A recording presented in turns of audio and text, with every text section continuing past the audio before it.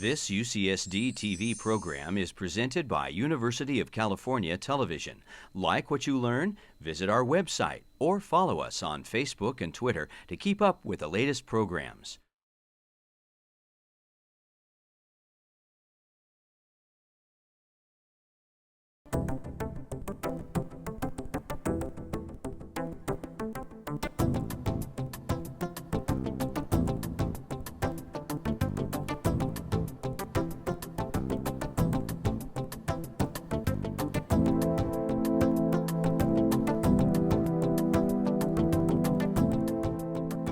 Good evening. I'm Mike Kalichman. I'm Director for the Center for Ethics in Science and Technology. This program is part of an ongoing series that we call Exploring Ethics, hosted here at the Fleet Science Center. The purpose of the series has been to try and bring the public and scientists together to talk about controversial areas of new developments in science and technology, so we can identify where the ethical challenges are and find the best possible solutions to those challenges. Tonight's program is part of a focused series that's within that larger series with a look at some issues that come up with a particular area of research involving HIV and sequencing the virus, looking at its differences between individuals and being able to potentially say important things about how the virus has moved from one person to another, but at the same time creating a risk that people will have their information compromised, that other people will be able to find out about what's in their, what information they have. So in order to maximize the value of this research and to minimize the risk that people will have their privacy compromised, Susan Little from UCSD and I have an NIH grant. This is, as I said, the second in a series looking at those issues. So we're going to be looking generally at privacy issues tonight at the beginning, but more specifically at that question in the context of this kind of research where somebody has HIV and asking questions about how to deal with that issue. So without any further announcements, I'm going to introduce this evening's speaker, Staal Vinterbo, who is part of this project at UCSD with Susan and me. Staal is an associate professor in biomedical informatics at UCSD. And what that means is that he is expert in the computing end of these things and knows very much some of the challenges to be able to protect privacy, some of the issues we need to address. And at the same time, what I've learned in working with him is that those challenges, as important as they are ones that are rooted in things that are often beyond the mathematical and computing understanding of most of us. So Staal is somebody who has that understanding and is going to do what he can to help us understand what the issues are and hopefully give you a new perspective on privacy and how we should handle those issues. So I want to welcome Staal for our speaker.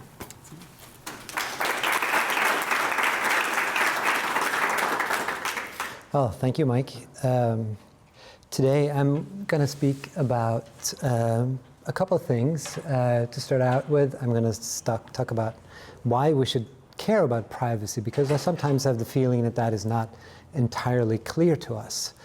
And that this protection of privacy is not something you achieve once and then you have it. You kind of have to adapt. It's an ongoing process that you always have to stay on top of. And that in this process, we should also strive to employ as much of a formal analytic methodology and tools that we have available to us, because intuition is often steering us wrong. So why should we care about privacy? Well, I have two reasons listed here.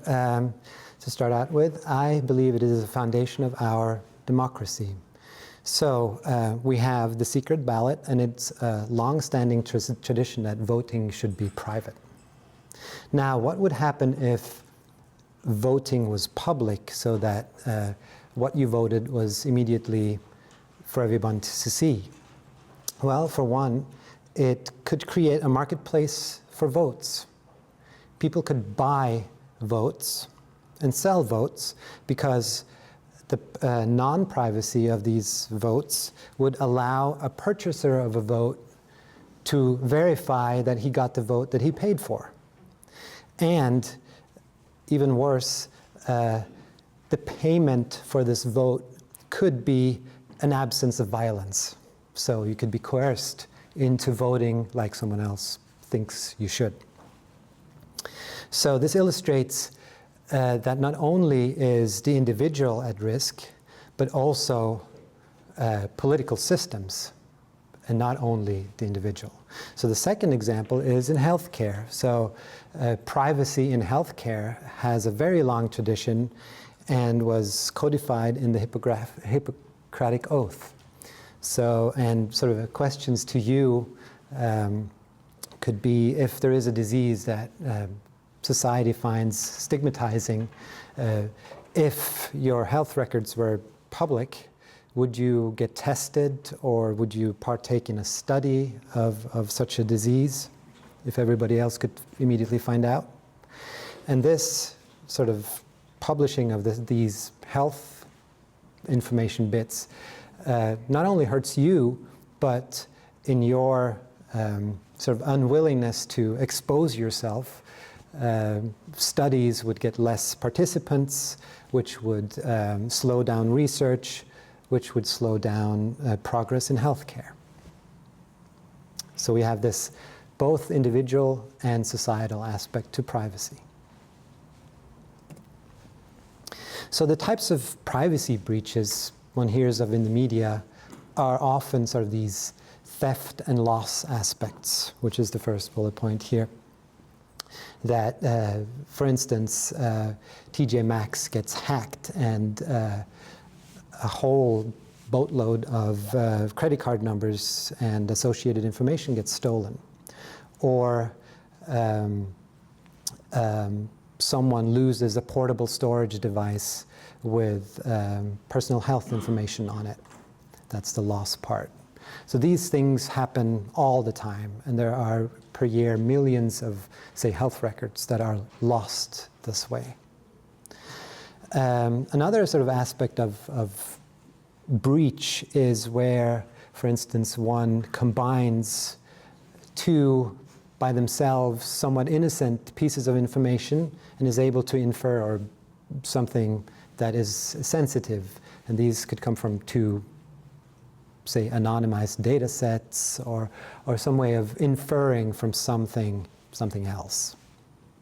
And this comes in sort of two flavors. One is sort of the anonymity tradition, where one seeks that data is anonymized so that there is no explicit identifier of anyone in a particular record. And this is kind of what the rules and regulations regarding health information are centered around, this notion of anonymity. Another thing is to gain access to inferences about someone you already know something about, a particular person. And what can you learn in addition by receiving a particular piece of information or a particular data set that has been anonymized, for instance? That's another sort of type of breach that could happen. And interestingly enough, the second type, this if you block the inference about someone you know, then you also block the re-identification, the first type of inference. So the second one is in some sense a stronger type of breach method. So in order to protect ourselves against this, one can sort of view this in a more sort of information security framework. And in this framework, it is usual to think about security and privacy as a process, as I mentioned. And the purpose of this process is to adapt to changing circumstance, be it technological or legal or social. And this process has, in this figure here, 5 steps. So you could start with trying to figure out, what do I need to protect? And what do I need to protect it against? And this is called risk modeling. You kind of try to create an image of what you really have to set out to do. And then you codify this image into a policy, and then you implement the tools that you need to enforce or put into life this policy. And then afterwards, after you've done that, you can start evaluating how this, what you just implemented, how does this work? That's the final part. And then when you have information about how it works, you can adjust your risk model and go through this cycle again. So why is this hard? We do it all the time with other things like building cars or bridges, and it seems to work well there. And so one thing I wrote here is intuitions about privacy are often wrong. So by intuition, I mean arriving at an idea or conclusion without knowing how you got there. So the opposite would be sort of a sequence of rational, logical steps to arrive at an idea or a conclusion.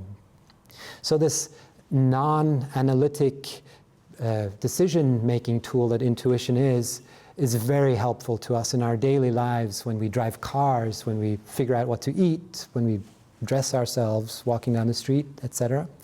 And because we can't analyze everything we do, because there's just not time. We don't have this is not how we work.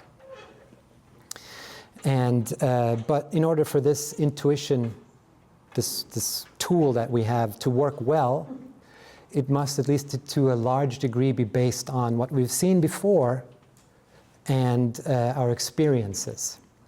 So the more typical the situation, the more useful our intuition becomes. So now if I were to construct or try to build a computer program that picks out faces in a photograph, then looking for something that looks like the National Geographic's most typical face on the planet, like here in the picture, that would be a good strategy, and I think it would work well. But this strategy could be subverted by someone wearing a Krusty the Clown mask.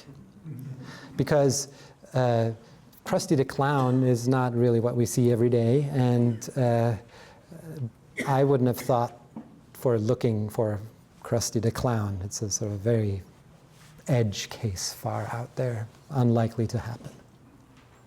So the strategy of looking for the typical, this intuitive strategy, can be sort of subverted by an adversary who knows about this and is actively trying to create a situation that we haven't been in before or that we haven't thought about.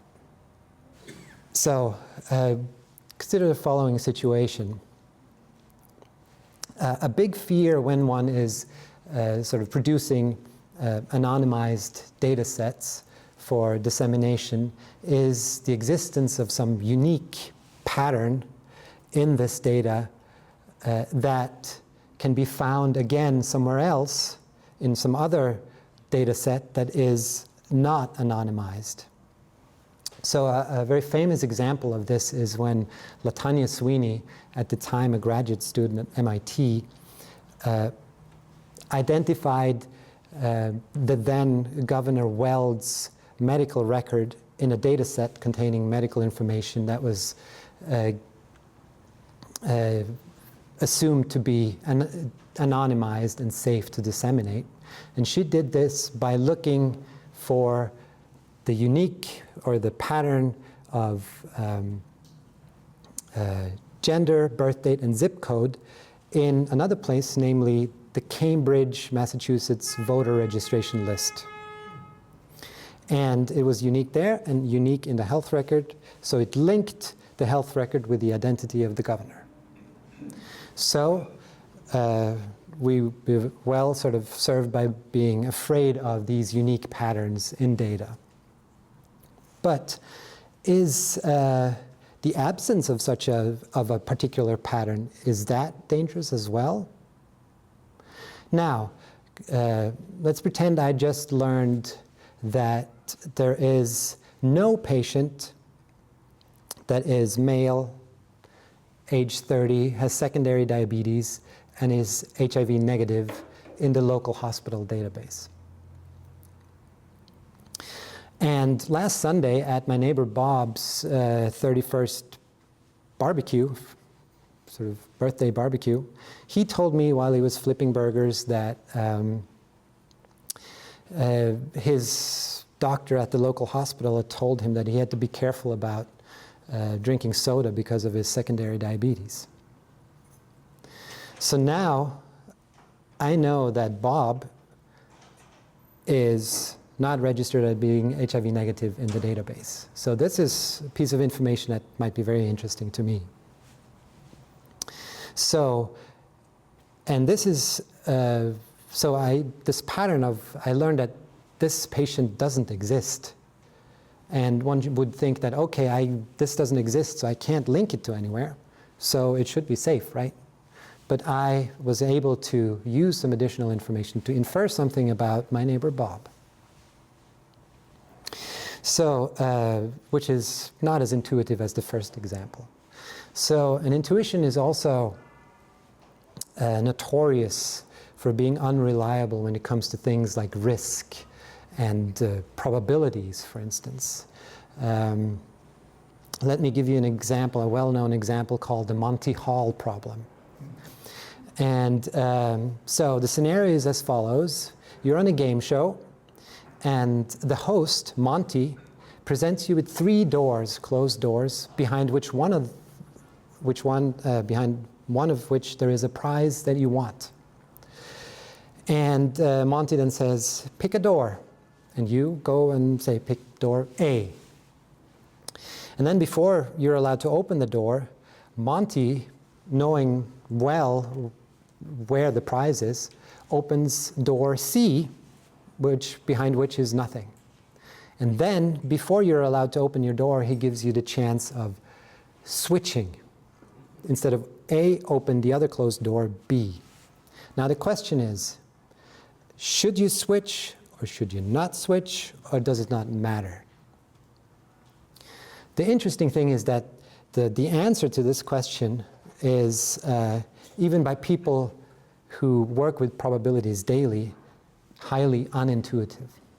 Because switching increases your probability from 1/3 to 2/3. So, which is, wow, how does that work? And yeah, it requires some analysis that even after you've done it, it's like, really? So so this is why in this setting of privacy, where we have both risk and probabilities, and in addition we have an adversary, it's extra, there's an extra incentive to really apply sort of this rigorous method of analysis and mathematics and proofs to protecting your privacy. So, as I said, formalism and rigor and proofs. So these should include statements that are formal and verifiable, meaning that you can prove them, about what is protected and against what it is protecting, to what extent, and at what loss of value. The interesting part, these 2 last points can form a basis of a cost-benefit analysis. And as you know, many things in society are subjects, many decisions we make as a society are subject to such analyses. For instance, traffic regulations. You could make sure that there are no deaths by car accidents by banning all cars, but that would not really follow the optimal point according to our society on such a spectrum of cost-benefit analysis.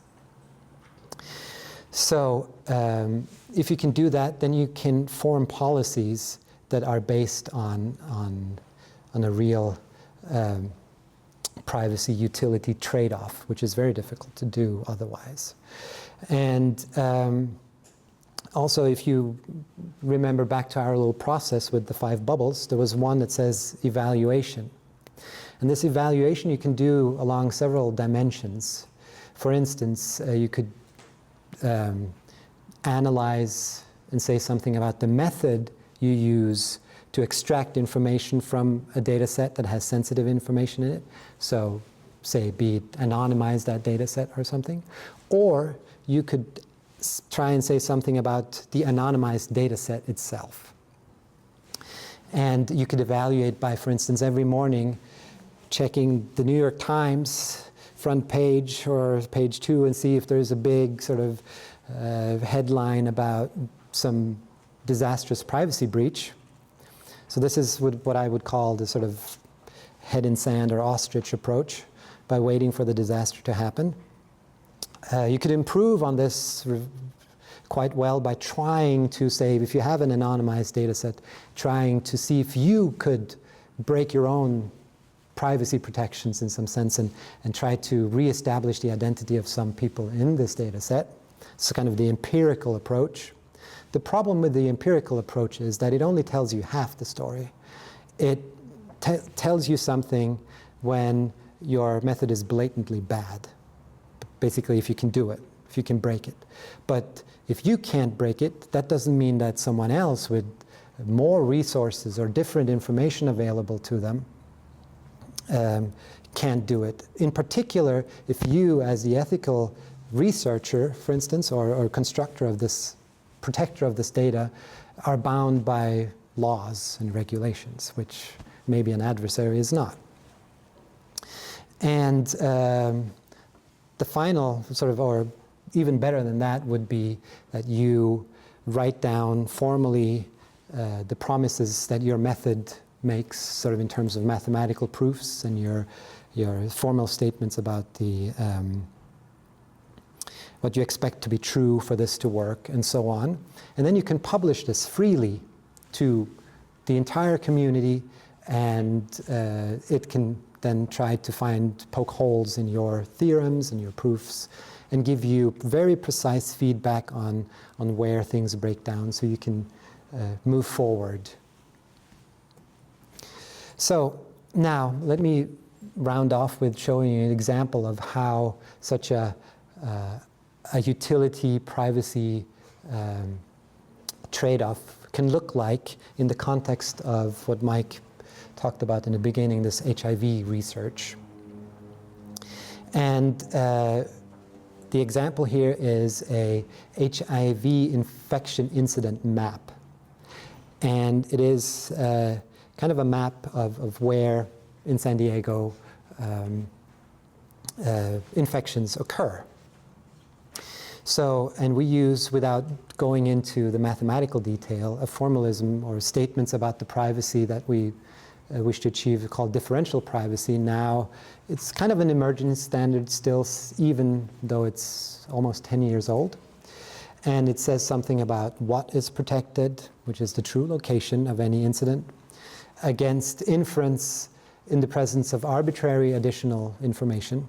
So you don't have to make assumptions about what an adversary could have access to. And the measure we use is the increase in probability of you learning any specific location incurred by actually disseminating the map. So it's like a before and after, and the difference in this probability. And the loss of value is the incurred loss of accuracy when you require this change in probability to be small. So, and it is the mathematical relationship between points 3 and 4 here that offers us a dial, a knob that we can turn. We can set at what point we wish this method to work.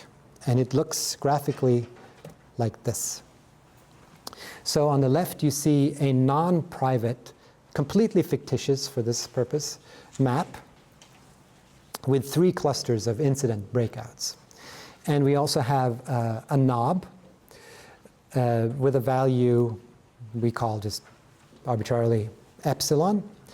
And it ranges from as close to 0 as you want to infinity. And So in the middle, we have a somewhat small value for epsilon, and this epsilon means that a small epsilon means low accuracy and low privacy risk. So we see that at this very low setting, there is not much accuracy in this map, and it is also not very useful, seemingly. So now we turn it up a little bit, the knob. We sacrifice a little bit of privacy for some better utility. The point is here that we know how much. That's the cool thing about this. So now an epsilon 1 means sort of a ratio of these probability would be around 2.7. Not that this matters right now.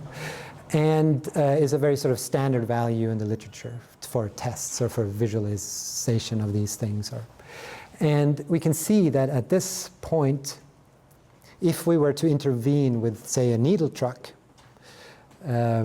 sending the needle truck to the locations on our right-hand map, so to these clusters, which correspond fairly okay to these clusters, then we would be hitting appropriate spots.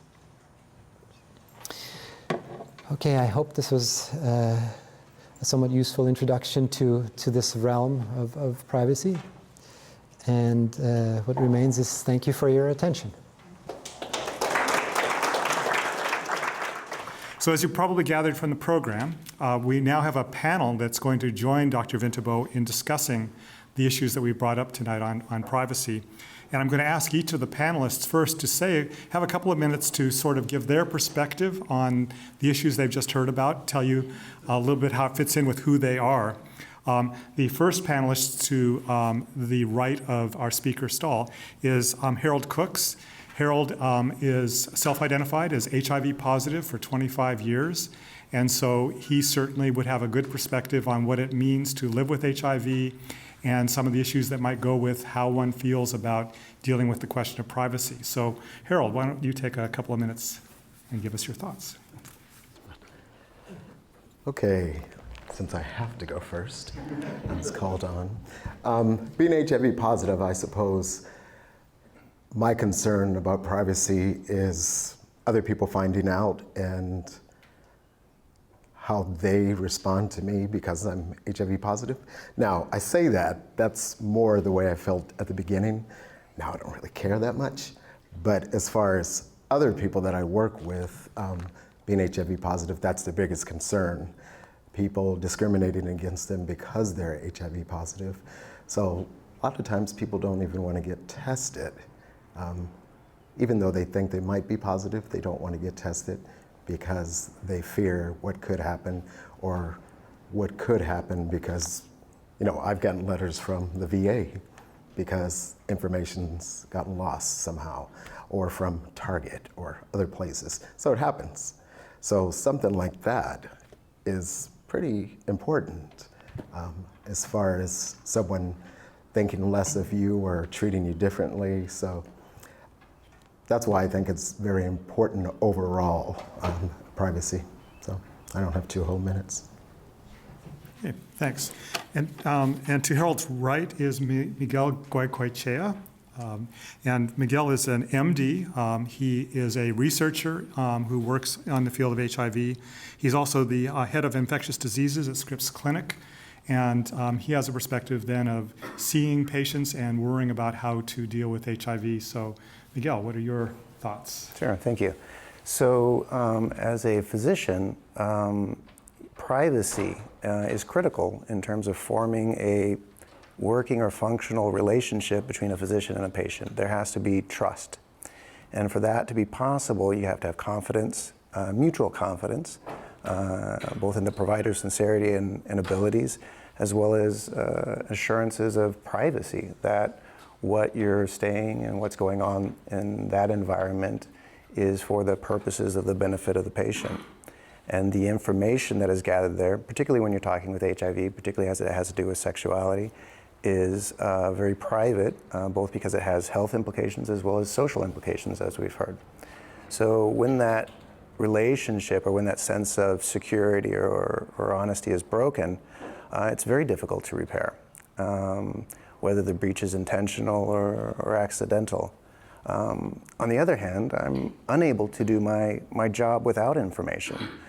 Whether that information is a simple lab telling me that there's, for example, a blood culture, something's positive and I can act on it, or if I'm, that's in treating the individual, or if I'm making policy and I'm treating a community or a society as my patient, then I need to understand where the disease processes are happening. And so balancing that, in both equally important things of both having accurate information as well as protecting individual privacy are critical. Thank you. Thank you, Miguel. To his right, the final panelist is Robert Marasco. Robert is an attorney with Procopio, Corey, Hargreaves, and Savage, which I believe we've heard of several times on KPBS, if you listen to KPBS. He works with corporate clients and individuals and is familiar generally with issues in law and some of the issues that might come up, but he has not worked, and I think I remember this correctly, specifically on HIV cases, but he has a perspective that can help us keep on the right track in thinking about where this might come down in terms of law issues or legal issues. So, Bob? Thank you, Mike. As Mike mentioned, my name is Robert Marasco. I work at the Procopio firm. And prior to starting at the Procopio firm, I spent 5 years with the U.S. Department of Justice as a federal prosecutor. And what I do now is I use that experience in dealing and helping with companies who have data privacy issues and security, as well as just dealing with the legal implications of HIPAA and other privacy laws. I'm excited at the prospect that Staal might be venturing into a new area by which we can protect information, because in my opinion, HIPAA is completely insufficient to protect our information, and the privacy laws that exist to protect other non-health information are also varied by state to state, and so impose different obligations on companies in the different states, and so do not do a good job of keeping our information that should be kept private.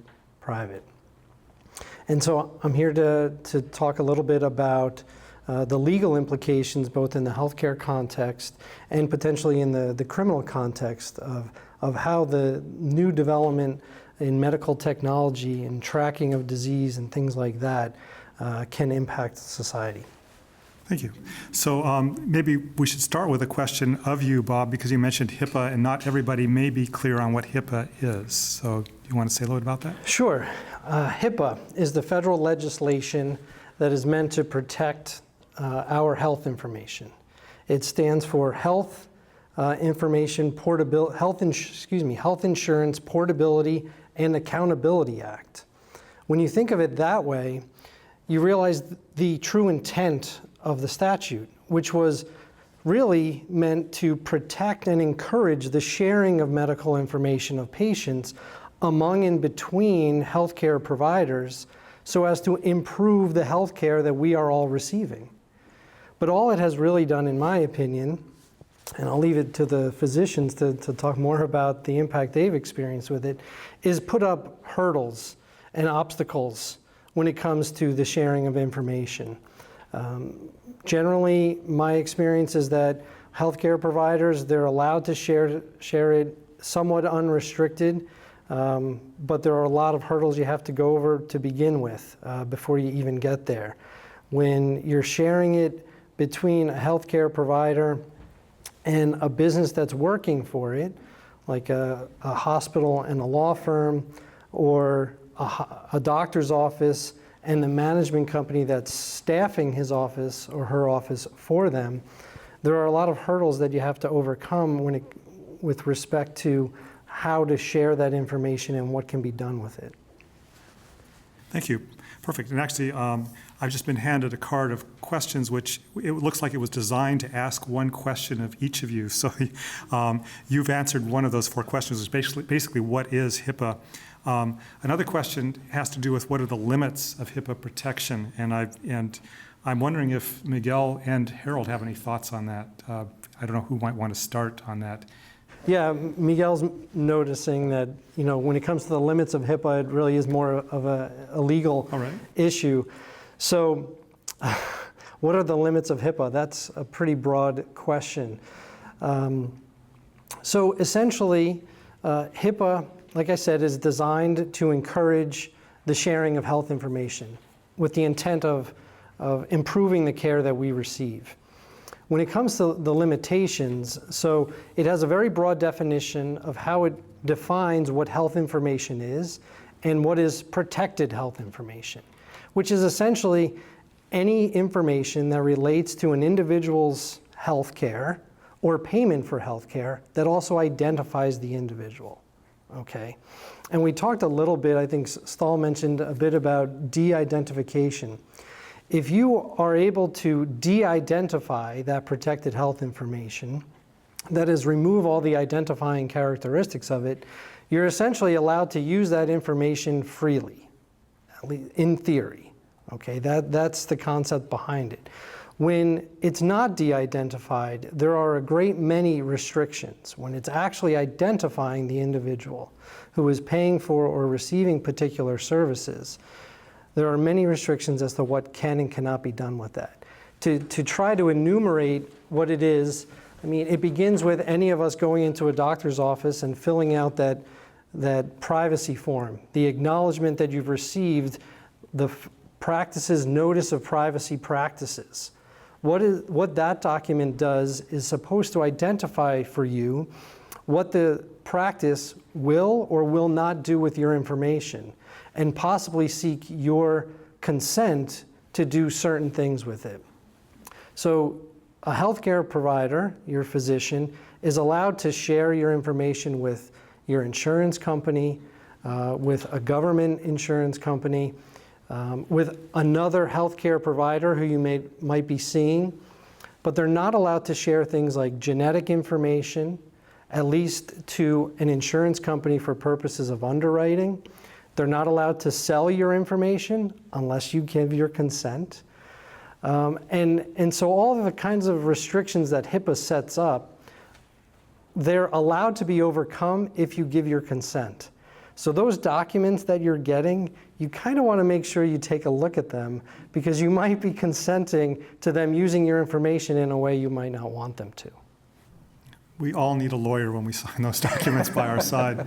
I was interpreting that question slightly differently and maybe inappropriately, but I want to still go back to Miguel and Harold on the sort of in practice.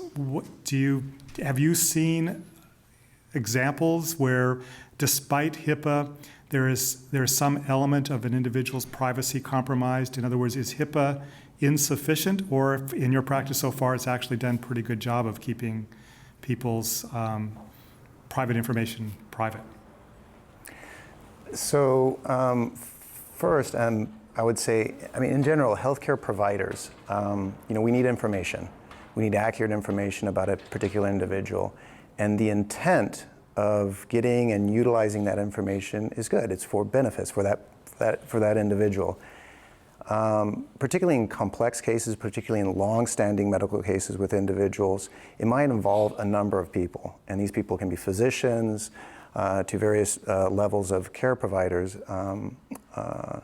And the possibility for information leaking increases as your network expands. So yes, I wouldn't say that by any means is HIPAA perfect.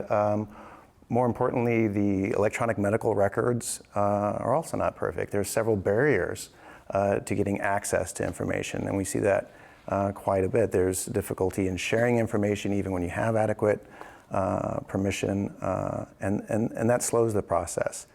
So yes, the possibility for breach of privacy could be as simple as conversations in an elevator with people who are not involved with the healthcare of that individual, to accidental losses where health information is dropped.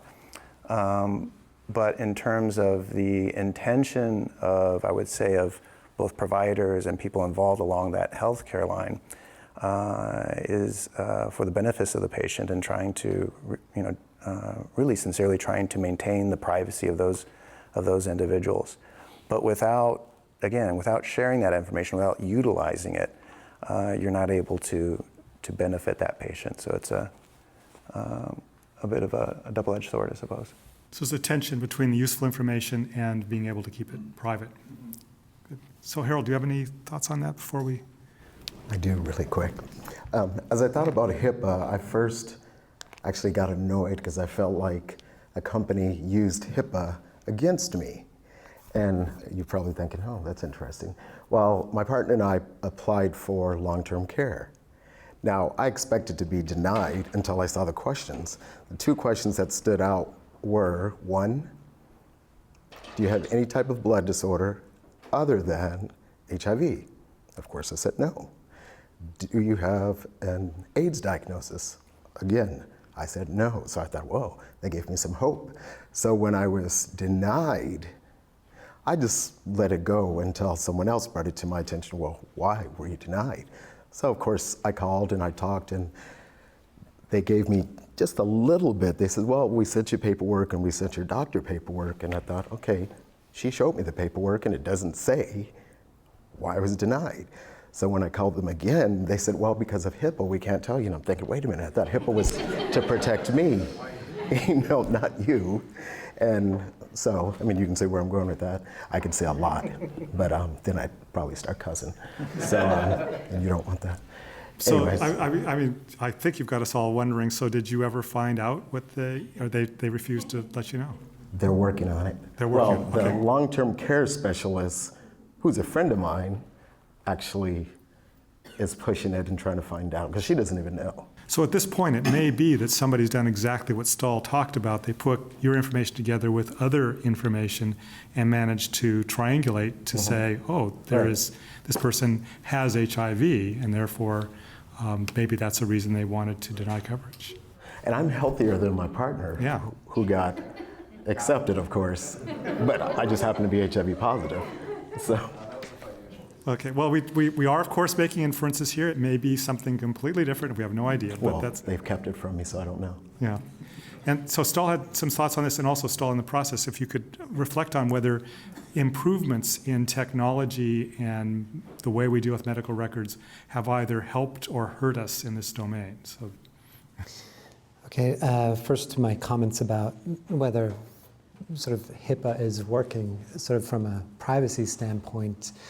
And so a few years back, there was kind of a flurry of research reports pointing out that the de-identification standard of HIPAA, which is what determines whether a data set, like Rob was talking about, is de-identified, at which point you can do whatever you want with it, what that really means. And the research pointed out that for protection of privacy, there are many examples of where this de-identification standard was not sufficient. So you could break it. And in addition, what is problematic with HIPAA is, in my mind, is that once you claim that you de-identified the data set, which is not hard to do because there's a cooking recipe on how to do that. It's called the removal of the HIPAA 18, which is one of the two options you have to de-identify a data set. And there are no provisions for tracking the data afterwards. So it's very, very difficult to say that a particular breach, like in Harold's case here, actually comes from a HIPAA de-identified data sets, because nobody needs to track where this data set is going and who is using it, which could be a problem. So, and that was my comment to the HIPAA deficiencies. And then the other, where has technology, is it helping us or hurting us in terms of protection? So I think technology from sort of a health records and what in general is helping us tremendously. And I must agree with the sentiment of my colleagues that, Miguel and Rob at least who haven't had the negative experience I guess, is that for the most part, the users of these data are meaning well. So there are very few people who, I think, nefariously try to abuse information. That being said, so in this context, the technology of health records and so on in general, and medical technology in general, is very useful. But with this comes also the downside of availability. Sort of, it has sort of, technology helps making things more rapidly available, easier to analyze, and easier to combine multiple sources of information. So I think at this point, we should realize that there are no purely technological solutions to this problem. And I think that we also need to look at sort of contractual and legal measures that in combination with technology can help. But overall, I think I'm actually not sure where I am on that question. Some things have helped, some have hurt. Yeah. Okay. We go to the next question. It's I like this question a lot because it's a think out of the box sort of question that says if we're going to worry about these issues, then maybe instead of asking the question, how can we better hide information, are there ways we can do to make that information less valuable so that it'll be less likely somebody will want to steal it? And in the case of HIV or medical issues, it might be that, for example, if we said that your insurance can't be determined based on knowing that you have an HIV diagnosis, then it's less desirable for the insurance company to try and discover that information.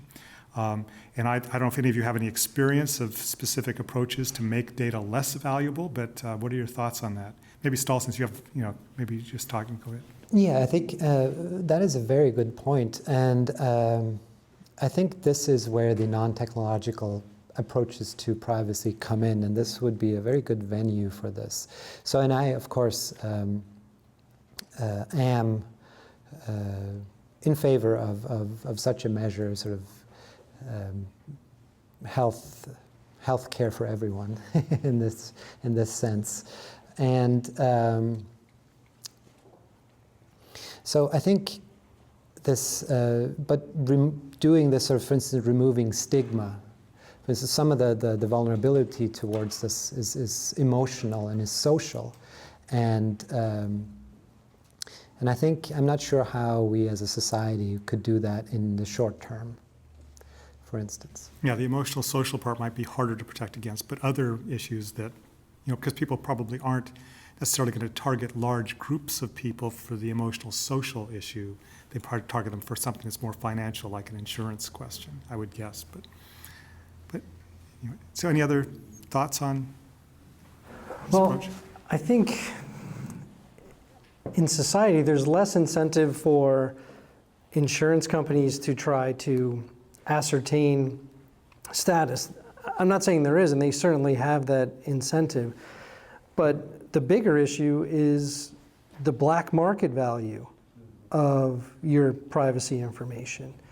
It is easier these days to steal someone's health information than it is to steal their credit card number. And there are fewer protections surrounding it. Despite having a national standard in HIPAA, our health information is less protected than our financial information. And the black market uses the health information to create false insurance cards for people who are not insured and gain medical coverage that way, or at least get them through the provision of care that they need on an immediate basis before it's discovered. So I think that's the bigger problem right now. So Miguel or Harold, any thoughts on options here to be able to make it less desirable to steal information? No. Okay. I couldn't see you from here, but okay, well that's fine. Again, so I suppose it's an interesting question, but it's not. I mean, it's not something I spend time thinking on as a physician. In terms of my practice, I think something to keep in mind a little bit to address your point with sort of financial or credit card information. You know, healthcare information is complex. It comes in many different forms.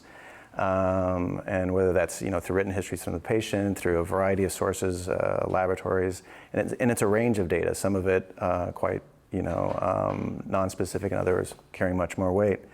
A difficulty is, and a large vulnerability in the healthcare system in terms of the information, is our lack of sort of uniform electronic medical records.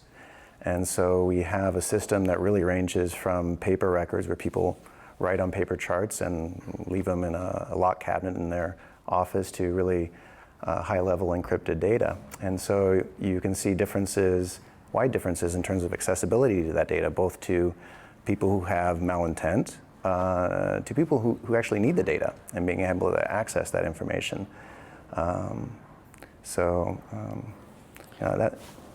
Sorry, I didn't mean to cut you off. I guess one way to try to make it less desirable to steal is, I hate to say it, but it's make it more available, right? If it is a system where we have a better electronic health record system and it's accessible across the board, and there are checks and balances so that you steal someone's health identity from San Diego and try to use it in Phoenix. Well, the people in Phoenix can actually check to see if the person is who they're claiming to be. And just have the protections in place so that if it is misappropriated, wherever it's accessible, that's going to be identifiable, and therefore, you have an immediate notification that it's been abused. So this will put Staal out of a job if we make all the data available, so I'd be interested to hear. Well, in addition to a measure like that, one could go the political route and make Bob's example obsolete by providing health care for everyone. Yeah. I think that would solve there's a lot of another healthcare good out-of-the-box problems. solution to this problem. That's right. Okay, so, and if you all will all help me pay for that, we'll do that immediately. The next question is about something I plead ignorance on. Are any of you familiar with Apple Research Kit? Okay, I'm going to read between the lines without asking for detail on it because I think there's enough implied here that we can still handle it. This person's question is, what should consumers know before opting into health research managed by Apple or Google Research Kit? And so I'm just going to assume, what if a big entity like Apple or Google or Facebook or anything else is out there and they're collecting health-related data? So they're asking you, what should you worry about, such as security of health information, acceptable methods for sharing information? What would you look at as you look at their informed consent document, deciding whether you want to participate? Maybe we should start with the lawyer, I guess. What should we be looking for? If you, I guess very succinctly, if you choose to go down that path, expect that your information will never be private.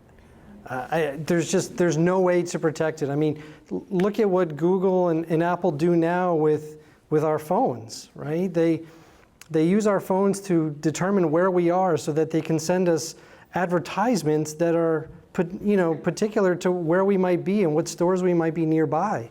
I mean, they're going to abuse it. There's just no ifs, ands, or buts about it. Well, I mean, to be fair, I mean, so from their perspective, they're doing things to help you with a service, to give you information you might want to use. So I have a comment on that, and I think there might be a need of distinguishing between Apple and Google here, because for Google, at least, we are the product that they're selling to someone else. So we are not the customer. We, as users of Google services buying their phones with Android on them and so on, we're not really Google's customers. We're what they sell to someone else. And with that in mind, it might be interesting sort of putting that in sort of right next to their offer of taking care of your healthcare data. It's an interesting thought. So your recommendation is go with Apple, not with Google on your healthcare data. Okay, let me go on to the next question. How, during the process of preserving privacy, is the relative risk versus potential benefit of data sharing decided, healthcare versus consumer data?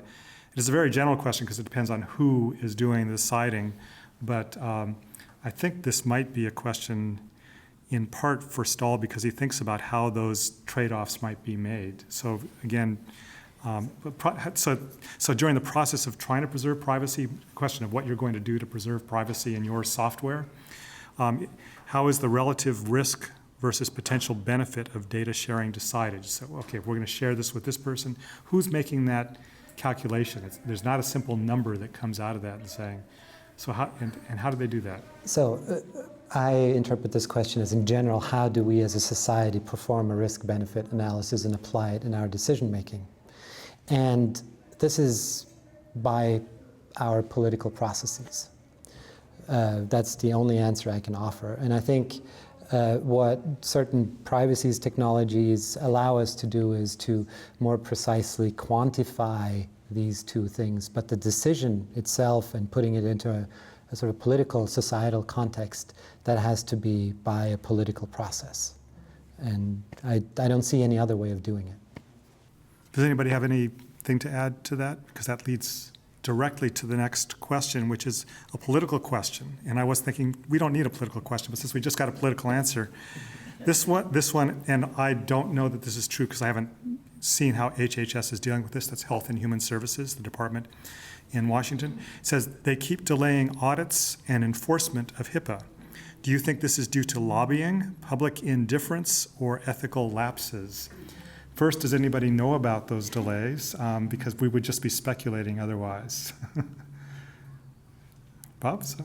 So at the end of last year, the Office of Civil Rights, which is the division of Health and Human Services, which handles violations of HIPAA, announced that it was really going to ramp up its enforcement program by conducting random audits of both healthcare providers and what HIPAA refers to as business associates. That is, those non-healthcare providers who do business with the healthcare providers and help them provide the healthcare that they do. And it kind of sent shockwaves through the industry, especially among the business associates, because they had never been audited before. I mean, business associates are law firms, they're copying companies, they're all kinds of businesses that don't provide health care.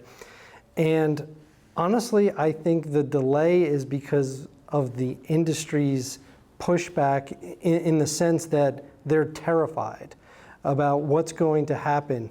All the conferences I go to, you know, when a speaker asks, okay, how many of you have had a breach that you've had to deal with this week? Generally 3/4 of the room puts their hands up and their response is, well, the other quarter of you just don't know that you've had a breach yet.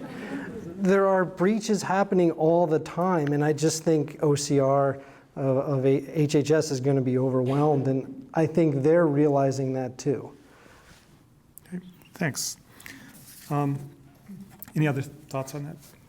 So the next one, it is a question about laws. So Robert, since you have the microphone, and I recognize it's not your area, so you can defer on this if you don't want to, but it says, what are the current laws in California re confidentiality of HIV status and MD's reporting of this to others, e.g. health agencies? Well, I know a little bit about it. So in California, the healthcare providers and physicians are governed both by the California privacy laws, as well as the criminal laws, as well as national laws like HIPAA. And both HIPAA and the California privacy laws, when it comes to medical information, the Confidentiality of Medical Information Act, they permit the disclosure of, I guess of disease that could be a public threat. Now, whether that kind of falls under that umbrella, whether HIV falls under that umbrella anymore is, I think, a little unclear, but I think some may still view it that way. And when it comes to things like that, most recently we hear about, measles, right? And of course, measles is all over the news, and they're all discussing who has measles, and they shouldn't have been. But that type of information should have been reported to the Department of Public Health, as well as to the CDC on the national level. And so there are restrictions, but it's only if there's really a public threat that they're obligated to disclose it. And I think these days, HIV would not really fall under that category. So Miguel, you might have personal experience from the end of having to follow the law. What are your thoughts on? Well, correct me if I'm wrong, but I thought it was still my understanding that that was still reported in terms of new cases as well. So a lot of healthcare data, usually, if you look in the level of the physician, probably the only communicable disease that I am on an active basis reporting would be tuberculosis. And tuberculosis, because it's transmitted by aerosolized, basically by coughing and people breathing, is a immediate public health emergency. And in those cases, you're speaking, even when you have a probable case, you're speaking with the county public health to identify that individual, to make sure treatment is appropriate, make sure treatment is being administered, and as well as contacts to that information, to contacts of that person are contacted and evaluated, since it poses a threat both to that particular patient, their contact, family members, and the community at large. Aside from that, there's a number of diseases and conditions, even outside of infectious disease, that I don't know all the specifics, but that does include HIV, that are reported at the level of the laboratory. So a lot of that reporting happens, without my, knowledge of that. But that will be de-identified data, from regions of individuals and having this particular diagnosis. And again, this is the way I see this as a physician. This is not to invade somebody's privacy, but this is a measure of the overall health of your society and community. So when you look, again, to use the analogy, when you're dealing with, on a patient level, with an individual level, you want to know the specifics of that person. I need to know if he's coughing, and I need a chest x-ray to know if he has pneumonia so I can give the appropriate antibiotic and the appropriate treatment. But if I'm a politician, I'm essentially, politics is essentially medicine practice on a broad scope and population-based. I need to understand what populations are affected by certain illnesses and what regions they are and what's their characteristics, so that I can direct aid and services there. And in the case of HIV, that's critically important, right? So for many years with HIV, it did not receive the appropriate public attention from political leaders and those monies there. So even though something as sensitive as HIV, it is critical that it's reported and that we understand the demographics of it, how it's changing, so that we can address it both on individual physician basis, but more importantly, as a society, and how we direct resources, whether it's to public health, whether it's to research, to address those needs. Thanks. And actually, that's a good segue into a question that combines the HIV. What we want to do is target certain communities to be able to help identify which areas are important, and the question of risks of privacy and the law. So I forgot the number. Susan can probably tell me. How many states is HIV infection of another individual, knowing infection, criminalized? Do you remember what it is? It's 36 or something? Or 40. More than 40. Yeah. So in more than 40 states, it's criminal to have 32. Okay, 32. 32 is a lot of states. It's criminal for somebody to have knowingly infected another individual with HIV. The idea of trying to figure out which communities to target for interventions, condom use, prophylaxis, drug treatment, getting tested, the idea to know where to do that is aided by the kind of research that Dr. Little is doing, and Dr. Mehta, who is helping with the questions here as well, where they are looking at HIV sequences in patients and being able to see how closely they are matched one to another. And based on that, they can create maps like the incident maps Staal was talking about, where you can say this area is a hot spot, this area isn't. So there's a trade-off here then between trying to get that information you're talking about, and on the other side, in many states, at putting somebody at not just a little bit of risk, but a high risk of being not proven to be the person who infected somebody else, but providing data to support the argument that they'd infected another individual. And so we haven't heard from you for a while, Harold. I don't know what your thoughts are on this. I mean, how do you feel about that trade-off between getting more information to help protect against spread of HIV and personal protection of not being targeted as being somebody who might have infected somebody else? One, I agree on the exchange of information, but I was just thinking of a situation. I used to facilitate a African-American HIV positive support group. And each year when National Black HIV AIDS Awareness Day came along, the media would be at our event and they talked to me. And so finally I told the guys, I was like, they need to see that I'm not the only Black positive guy in San Diego, because as far as funding, they're going to think we don't need to send funding. We don't need all the funding just for one guy. He's the only one. So I was like, they need to know, people need to know, you have to come out of the closet and tell people, speak up, because otherwise you're not going to be heard because you're not saying anything. So, so very much from a personal perspective, you're saying be more public about your diagnosis. And so the fact that somebody is doing a research study that might show that you are part of a clustered network of people that could suggest that if the information is put together, as we've described before, they could say, you're the one who is very possibly the person who's infected this other individual.